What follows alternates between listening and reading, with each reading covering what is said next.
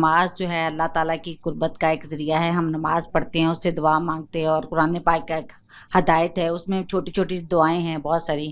حسبنا اللہ و نعم الوکیل، نعم المولا و نعم النصیر، اسی طرح کی اور بہت ساری. لیکن جب پریشان ہوتے ہیں ہم لوگ کسی بھی وجہ سے، کوئی دنیاوی مسئلہ آ جاتا ہے اولاد کے سلسلے میں یا کچھ چیز میں، تو کسی مشورہ کرتے ہیں کہ بھئی یہ پریشانی کیسے حل ہو. تو بڑے لوگ بھی بتا دیتے ہیں کہ بھئی آپ سورۃ مزمل کو اتنی دفعہ پڑھ کے پانی پہ پھونکیں، یا یہ صورتیں پڑھ کے پانی میں پھونکیں، تو انشاءاللہ تعالیٰ 21 دن یہ وظیفہ کریں تو آپ کا یہ مسئلہ حل ہو جائے گا. تو آپ کی اس بارے میں کیا رائے ہے؟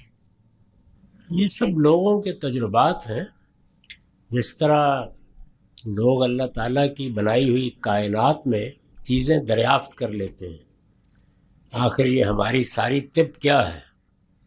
کسی نے کسی موقع پر کسی درخت کی جڑ کاٹ کے چبا لی، کوئی بیماری دور ہو گئی.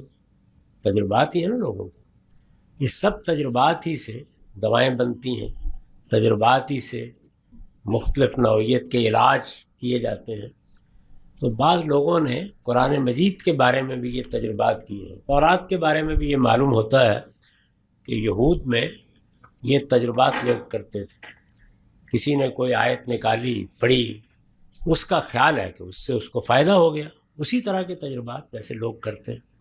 اب دیکھیے نا، وہ اعمال قرآنی کے نام سے ہمارے عہد کے ایک متباہر عالم مولانا اشرف علی صاحب تھانوی کی کتاب ہے. تو اس کے دیباچے میں انہوں نے لکھا ہے کہ ایک بی بی نے آ کے مجھ سے پوچھا کہ میری مانگ سیدھی نہیں نکلتی، اور اس پر شوہر کچھ بہت جذبز ہوتے ہیں، ناراض ہوتے ہیں. تو وہ کہتے ہیں کہ کہا گیا کہ بیوی اہدنا الصراط المستقیم پڑھ کے نکالنا، مانگ سیدھی نکلنے لگی. اب اہدنا الصراط المستقیم کا سیدھی مانگ سے کیا تعلق ہے؟